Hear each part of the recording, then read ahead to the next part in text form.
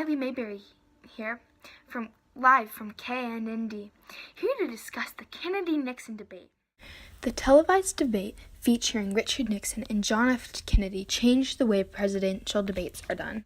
Although those who were listening in on the radio said Vice President Richard Nixon was best suited for the job and most likely to get their vote, Senator John F. Kennedy's looks persuaded those watching on TV to cast their votes towards him, now known as President John F. Kennedy. Many people believed the only reason Nixon looked disheveled was because he had not done a TV broadcast before and did not know how to dress. Although this is part of the truth, it is not the only reason he looked to be falling apart. He was recovering from the flu. At the time, he also had a small fever.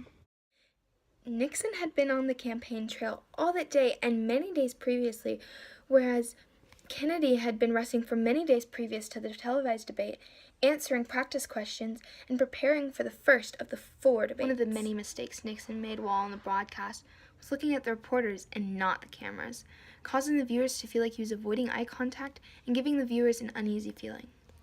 Kennedy, on the other hand, looked straight into the camera, giving the viewers the opposite effect. Although both candidates did refuse a makeup touch-up for one of CBS's best makeup artists, Kennedy is rumored to have received a touch-up from one of those on his team.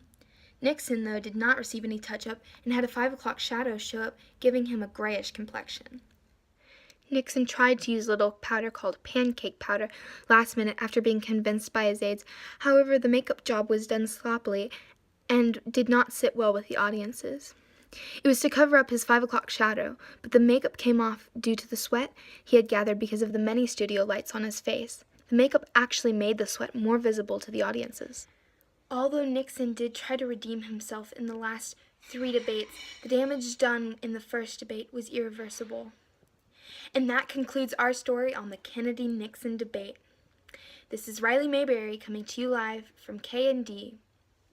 Over to weather with you, Steve.